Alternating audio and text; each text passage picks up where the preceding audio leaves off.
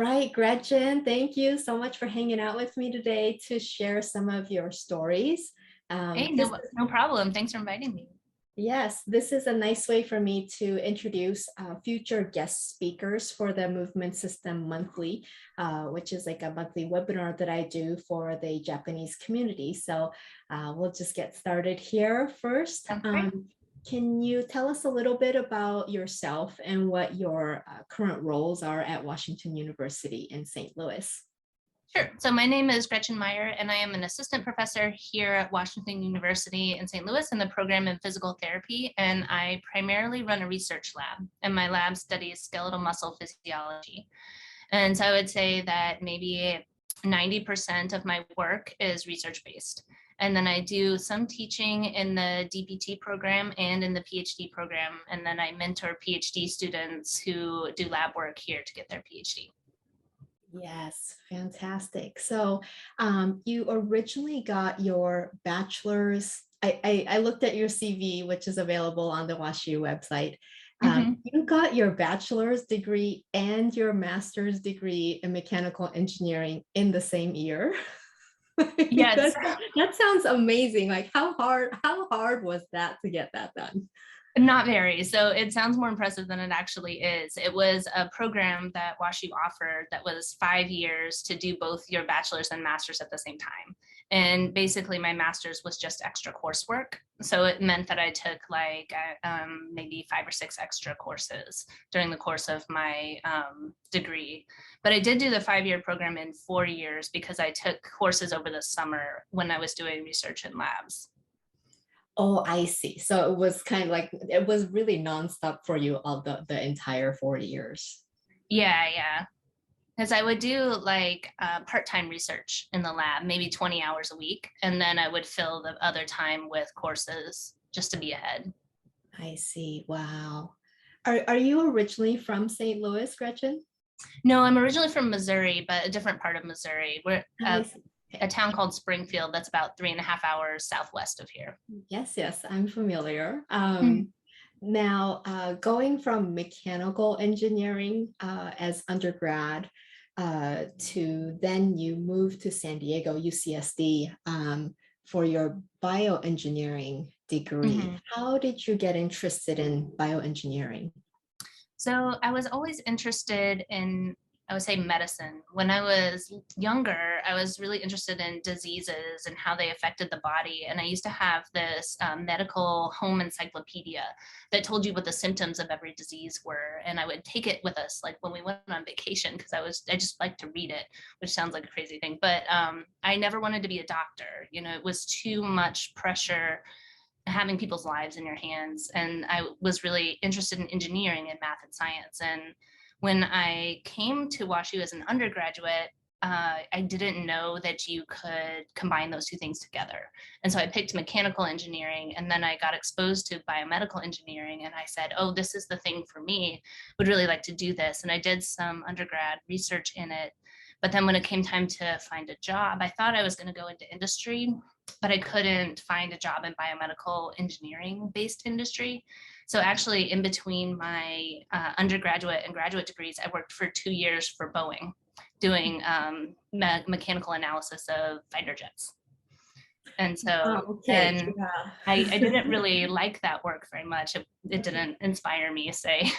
And so then I decided that what I needed was another degree to get into biomedical engineering.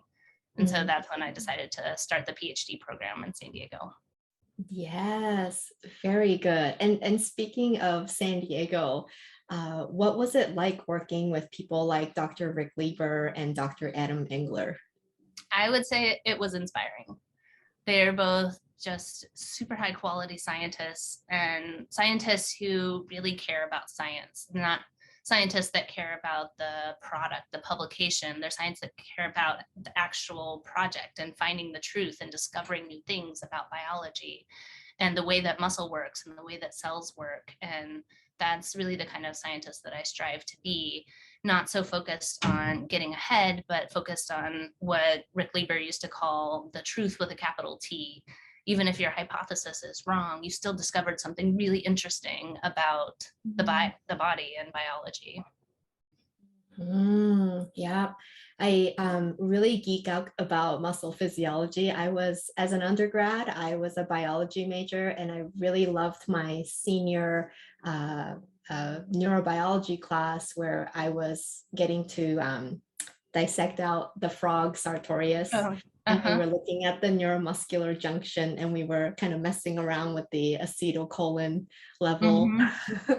And so I really just geek out about Dr. Lieber's textbook and kind of understanding at what's happening at the cellular level. Just that's my personal interest.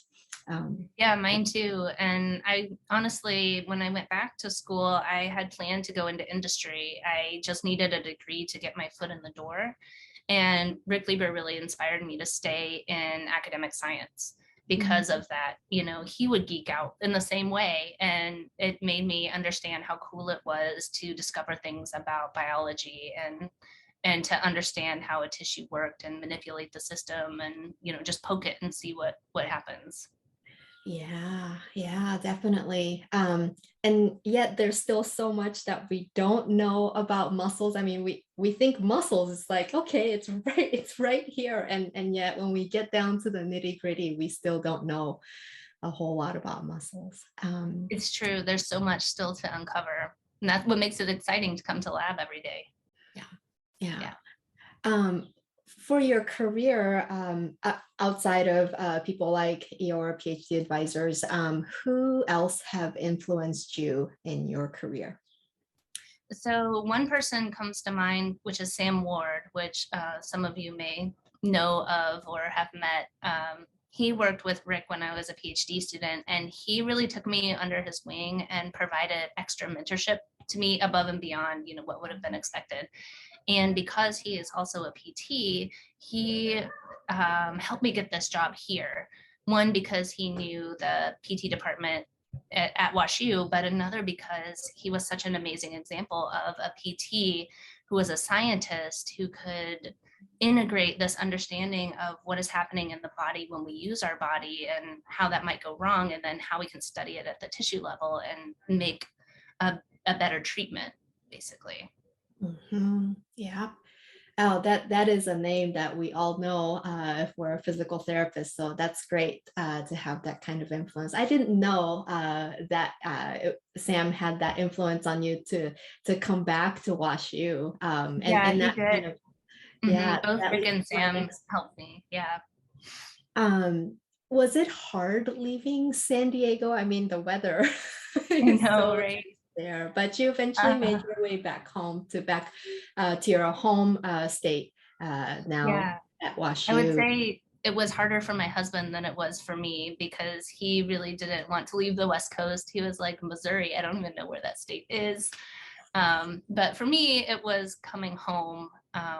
And I was ready to start my own career. And I couldn't do that in San Diego because I would always have been Rick and Sam's trainee there. So I had to go away from their group and kind of start my own thing. And I was really excited about that. And so I was ready to move back here. And my husband has come around, and now he likes Missouri, okay, even though he still dreams of the West Coast. I see. Yes, it is hard to leave the West Coast, but it's also the people and the kinds of projects that you get to do. I mean, how amazing is it to have your own lab, Gretchen? It's pretty amazing. It's pretty terrifying the first time you start your lab and you open the door and it's just an empty room and there's nobody in it and there are no things in it, and all of the decisions come to you. What do we buy? Where do we get it? How do we set it up? How do we get started? Even just a simple assay that I would have taken for granted in another lab, I have to buy all of the ingredients and then I have to make sure that it works for me. And so the startup was, I thought it was going to be more exciting and it was a little more terrifying. But right now, everything is great. You know, I love the people that I work with. I like being able to direct the projects to decide what the important scientific questions are and how we're going to answer them. And that's really why I'm here and not in another position, or you know why I didn't end up going back to industry is because I want to be the one who makes those decisions and guides the science. Yeah. You mentioned that you really like working with the people around you. What is it like working with PTs at WashU and also other institutions? I love PTs. I had no experience outside of Sam Ward with PTs in my life before coming here. And they are just some of the most caring and thoughtful scientists that I've ever met. They are in it for the science, just like I described, wanting to understand human movement, wanting to improve it, trying to figure out the best way to do that, and supporting each other in every step of the way. And I think that's how we do good science. And so it's an amazing environment to work in, and has really expanded my understanding of the human movement system and how disease affects it and how it affects disease. It has been really fascinating. Yeah. Now, on a day-to-day basis, you work a lot with mice in your lab.